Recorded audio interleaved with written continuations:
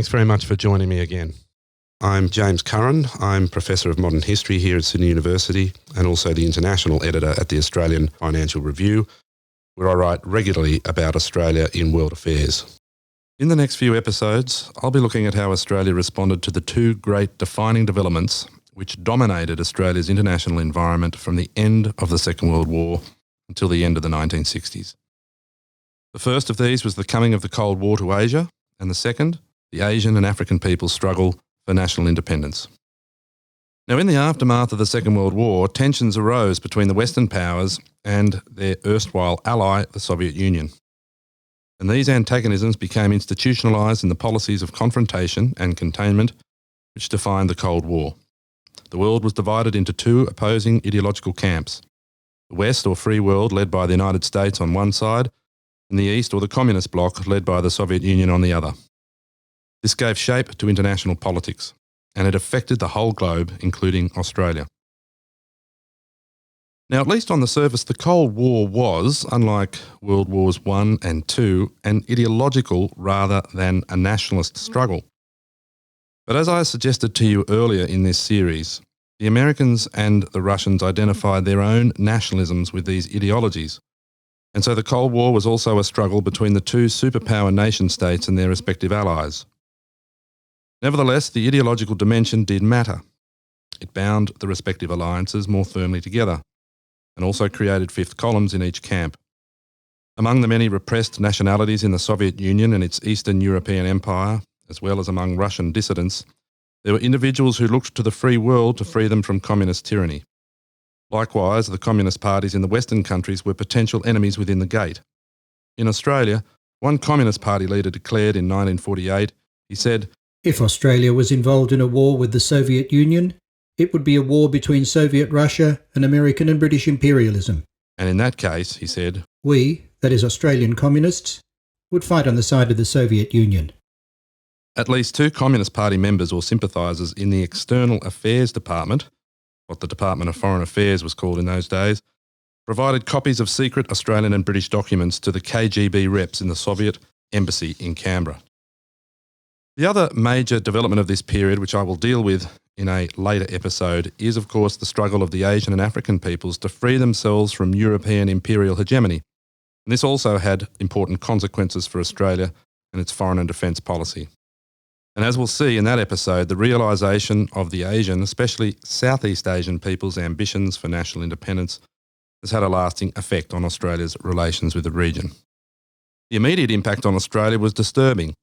Infected by the nationalist spirit of their Western masters, the colonised peoples demanded the right of self-determination and showed that they were willing to pay as high a price for this as the Western powers had in World War I and World War II. The indigenous resistance to the return of the Dutch, French, American and British empires, and the Asian people's subsequent success in establishing their national independence transformed the political nature of the region, and it forced Australia to find new policies to meet the new circumstances. So what I'm saying is that these two big developments were interconnected, but I want to separate them, and in this episode I'll look at Australia's response to the Cold War and later on at the Australian response to the Asian independence movements and their ramifications.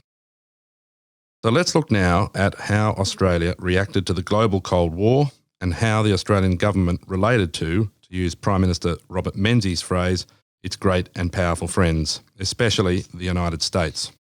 Now first, I'm going to look at how the Chifley Labor government at the end of the Second World War responded to the challenges of the post-war world, especially the coming of the Cold War to Europe. Secondly, I'll look at how, as a result of the extension of the Cold War to Asia, Australia finally achieved what it had long sought, that is, a security treaty with the United States.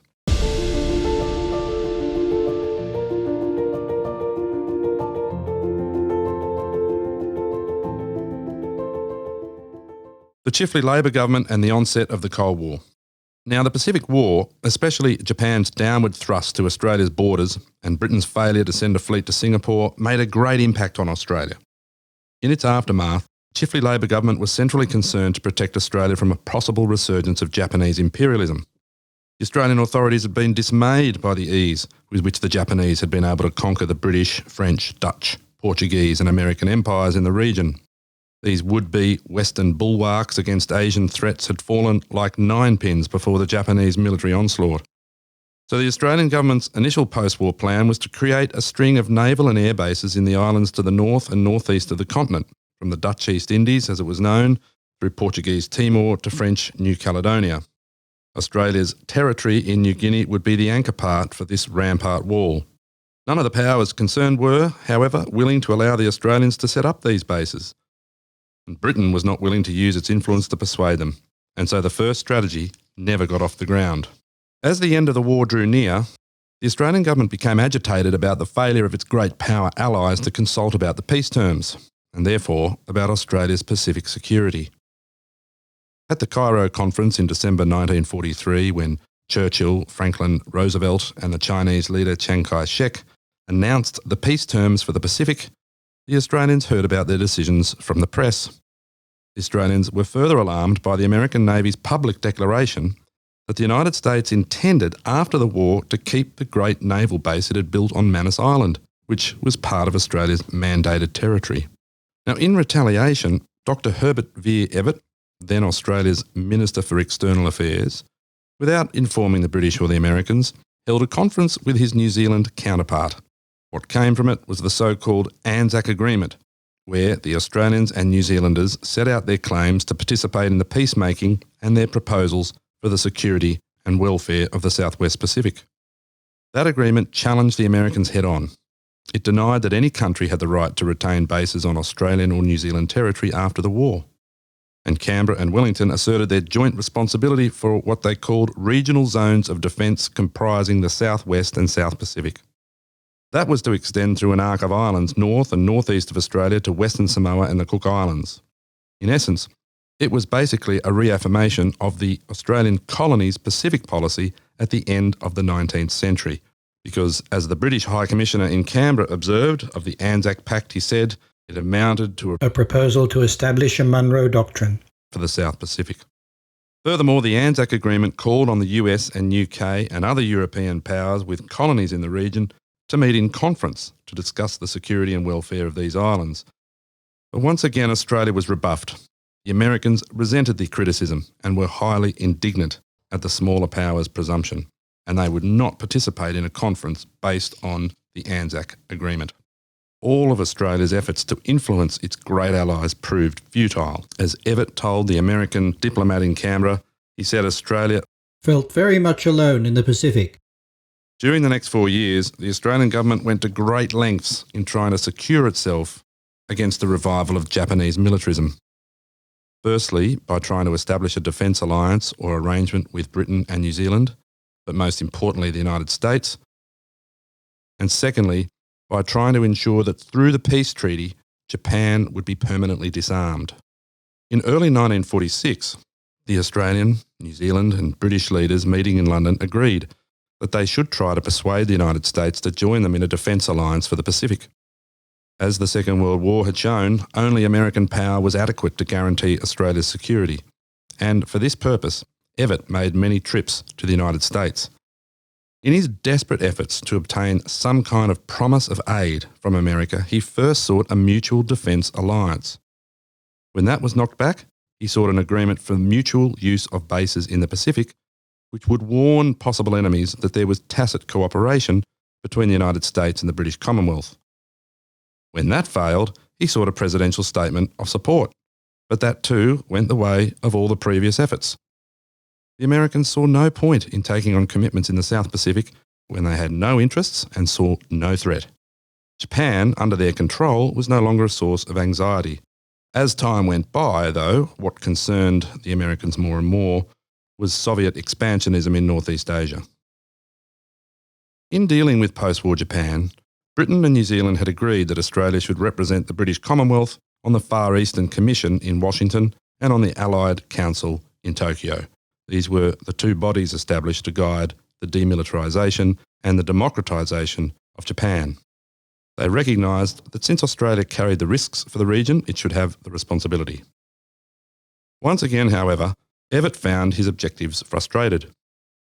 In early 1947, the Americans proposed to hold a peace conference, and Evatt feared that as events were unfolding, the United States might concede a soft peace in order to gain Japan's support against the Soviet Union.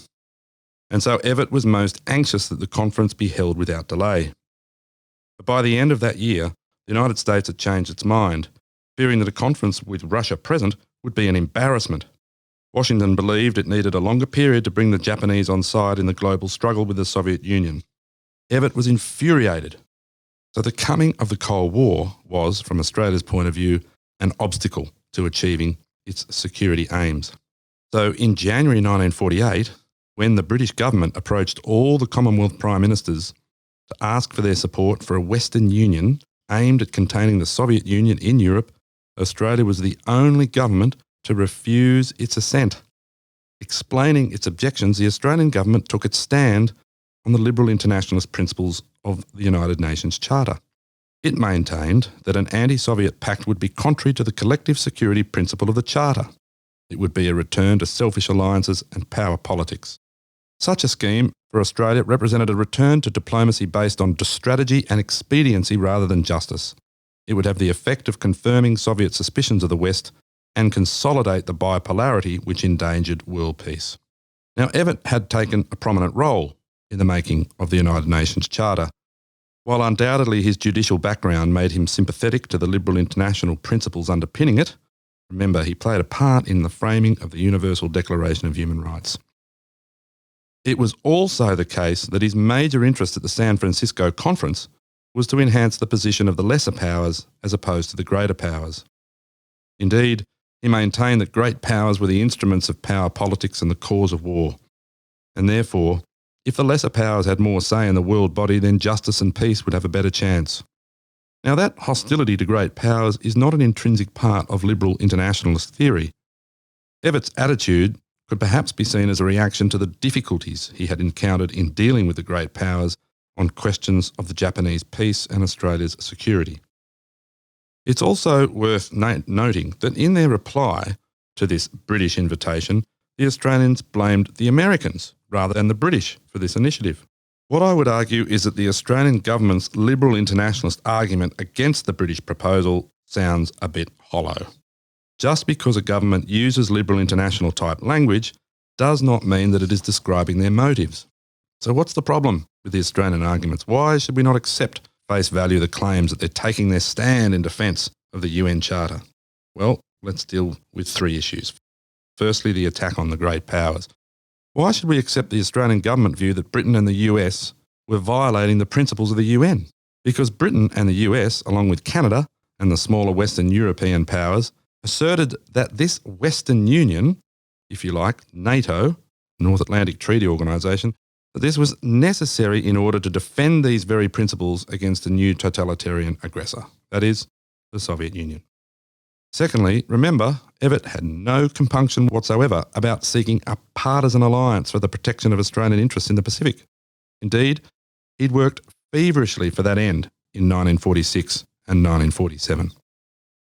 Thirdly, why should the Australians blame the Americans for this British proposal to unite the West against the Soviet Union? There's no question it was an initiative of the British Labor government of Clement Attlee. Indeed, the British recognised they had a hard task in convincing the Americans to join in an alliance which would underwrite the security of Western Europe. Now, the answer to all these questions I'm raising is not that the Labor policymakers of the late 1940s were crypto-communists. That's what the charge d'affaires of the American embassy in Canberra said back to Washington. The answer is that I think they saw in this initiative of the British government a danger to their security policy in the Pacific. If the permanence of the tensions between the Western powers and the Soviet Union were accepted, as this British proposal seemed to imply, then Britain and America would once more have to concentrate their defence resources in Europe. They would once again put Europe first, and this might well leave Australia vulnerable. So at the end of his reply to Clement Attlee, Chifley told him, he said, Australia's interests were very much bound up in the Pacific area. In the event of European conflict, our whole manpower might well have to be diverted to the protection of our position and interests in this area. Australia's position was precarious, he said. There is no government in the Southeast Asia or Pacific areas which is stable. Every government can be prevailed upon to adopt a policy hostile to us if it so suited powers engaged in a European conflict. That is not the language of liberal internationalism. It's not an application of the principles of the United Nations Charter, as the Australians define them. That is a single-minded concern for Australia's own national security.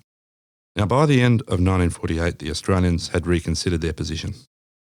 The division between the East and West did seem to be irreversible. The Soviet Union's blockade of the British and American sectors of Berlin increased international tension. Many feared it might preview the beginning of a Third World War. At a Commonwealth Prime Minister's conference, when the British PM appealed to the Dominions for help in global planning against Soviet expansionism, Australia was the most forthcoming. It agreed that the Soviets did pose the greatest threat to world peace and were prepared to join in global defence arrangements to deter and contain the enemy. However, when the British followed this up with a request to begin this planning immediately, because they looked forward to be able to use Australian military forces in the Middle East, Chifley replied that Australia was not willing to send any forces out of the region unless it first had an ironclad US guarantee for its security in the Pacific, comparable to that which NATO gave Britain in Europe. Following the signing of the NATO treaty, the Australians, again feeling rather lonely and friendless in the world, again approached the Americans about a Pacific Pact. At the time, the Americans had no interest in making such a commitment. Moreover, President Truman had much difficulty in persuading Congress to set aside their established principle of no entangling alliances. His administration did not relish taking on Congress again for a cause which lacked at that point the imperative of the European rationale.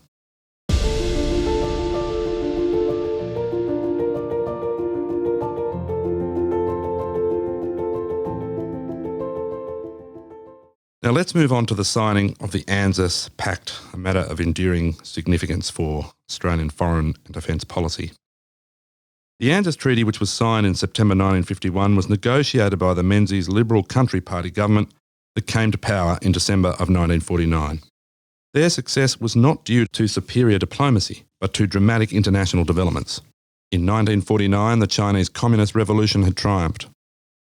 Coming to power, they had almost immediately entered into an alliance with the Soviet Union. In June 1950, the communist North Koreans had invaded South Korea. The whole region seemed to be affected by communist insurgency movements. As a result, the Americans decided that they should construct an alliance, comparable to NATO, for the purpose of containing the spread of communism in the region.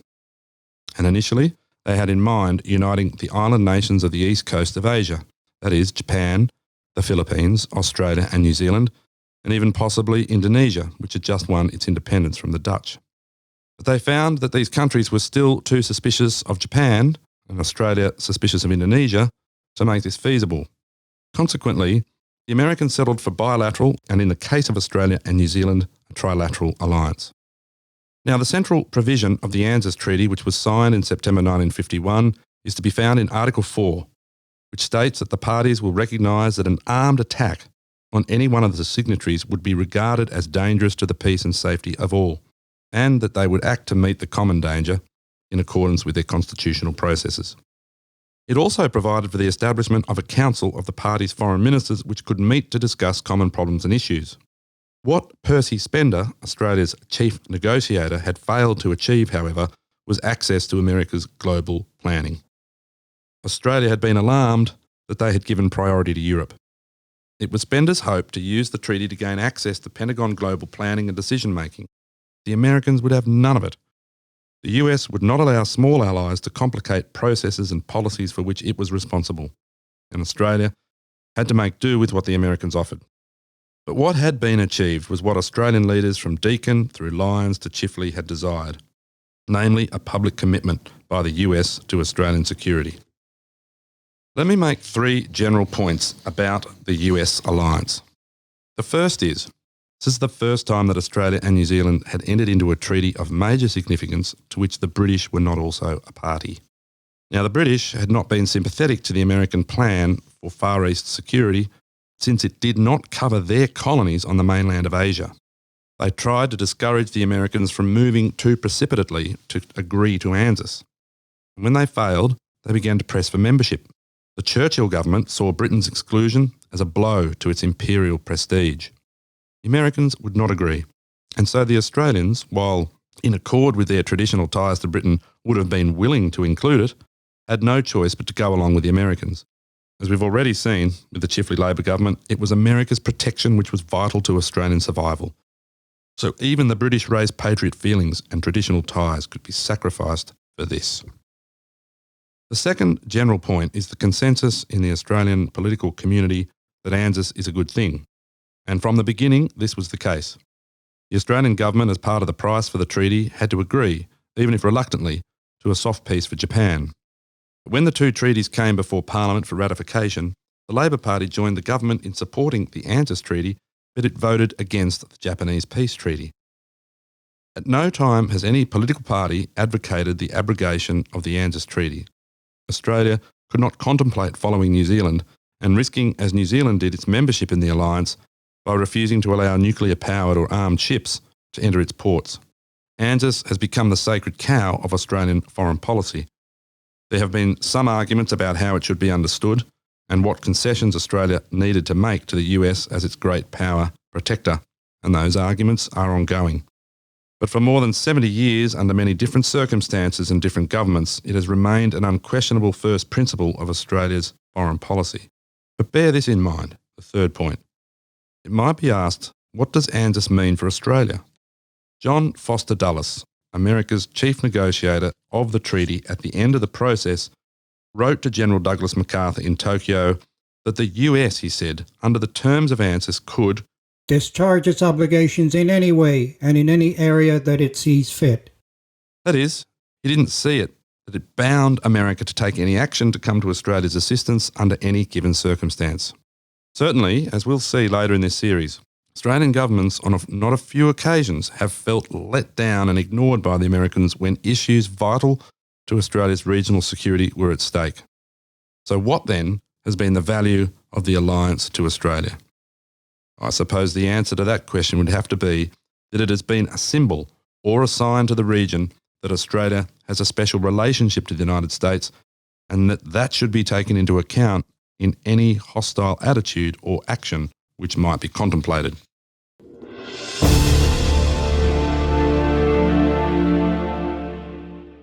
The only major concession which Australia felt obliged to make to the US to keep the alliance in good shape was to refuse to give diplomatic recognition to Communist China. The United States resented deeply the Communist victory in China. It regarded the People's Republic, in contemporary parlance, as a rogue state. It treated it as a pariah regime and encouraged all its allies to deny it international recognition. Britain had recognised the Chinese Communists very shortly after they assumed power. It seems clear from the documents that Australia under the Menzies government was intending to follow Britain's lead. But since the Americans placed so much store on isolating China, Australia deferred to America. It should be pointed out that America's policy towards Communist China was based on an ideological worldview. It would not countenance any relationship with the regime. It would not allow its citizens to travel or trade with the country. And as a result of its trade boycott, it denied itself access to the Great China market. This sacrifice was all the more marked in that most of its Western allies continued to trade and trade profitably with China. And indeed, Australia was among that group of Western allies. Indeed, the Country Party, which used the most anti-communist language for domestic political purposes, was also adamant that politics and trade should not be connected. During the Vietnam War, BHP continued to export steel to China, which, according to the government's justification for entering the war, lay behind that war. But Australia, unlike the United States, did not see the problems of the world primarily in ideological terms, at least in this period.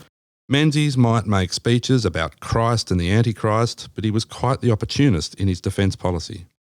So that is, while the United States and Britain conscripted into the army all its young men for terms of 2 years, and while those countries spent 7 to 10% of their GDP on defence, Australia, and only for a short time, had a 3-month call-up for only a proportion of 18-year-old youths and spent only on average 3 to 4% of GDP on defence in the 1950s.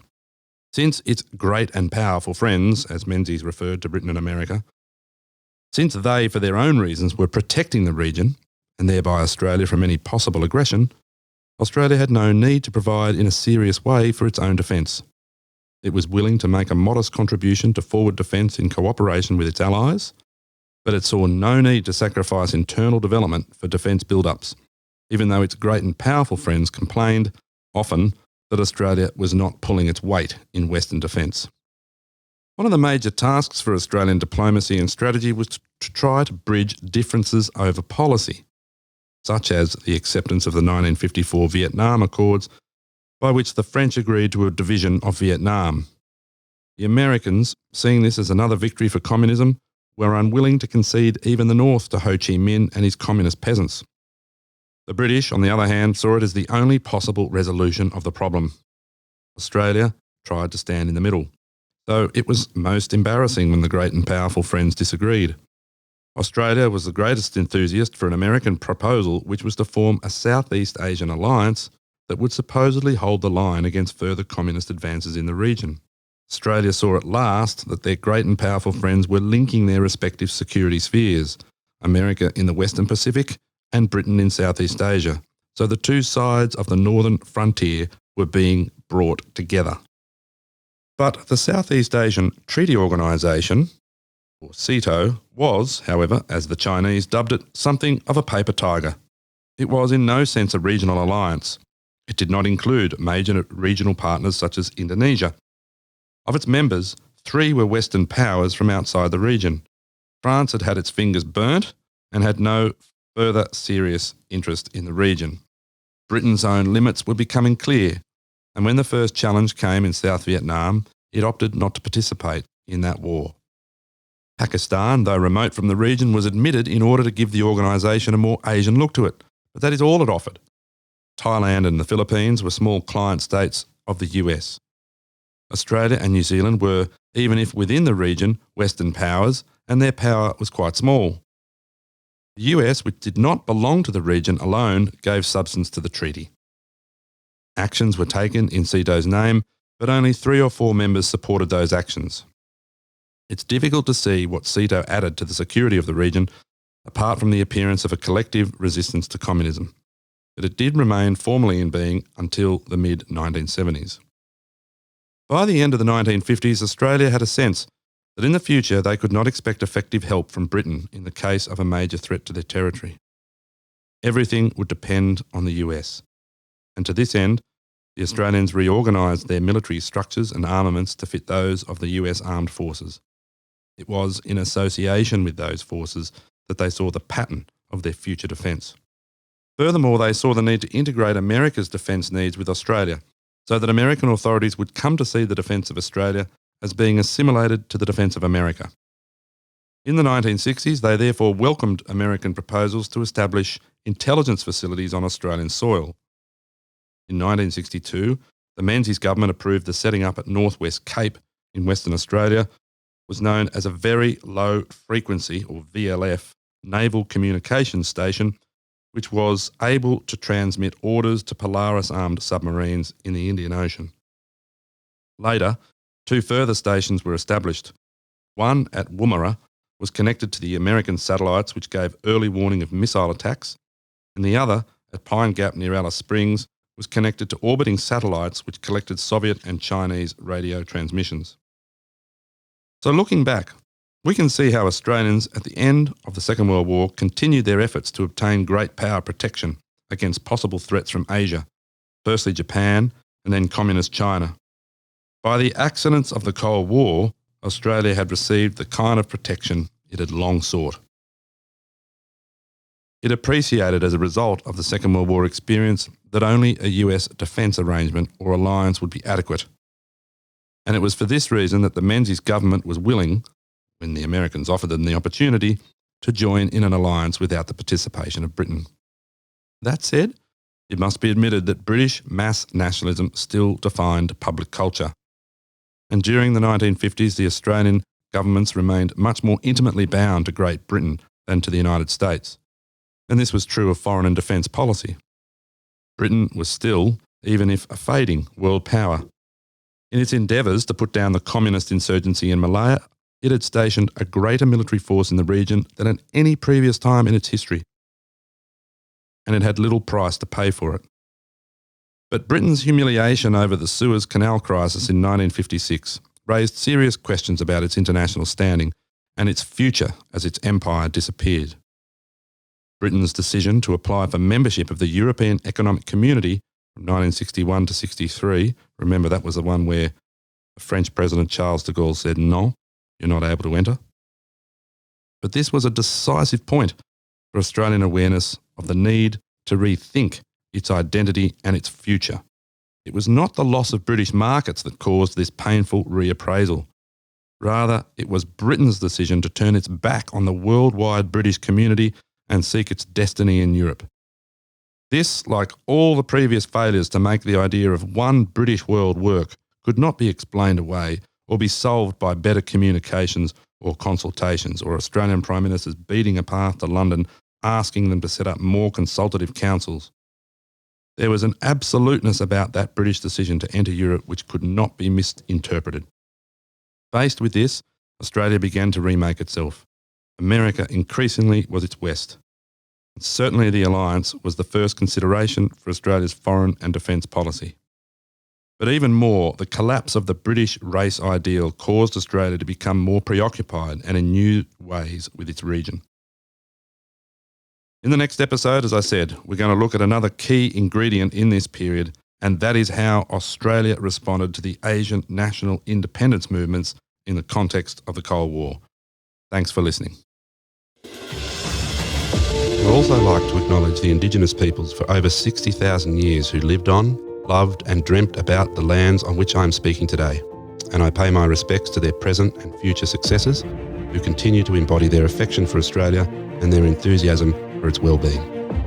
This series is produced by Peter Adams for the School of Humanities at the University of Sydney.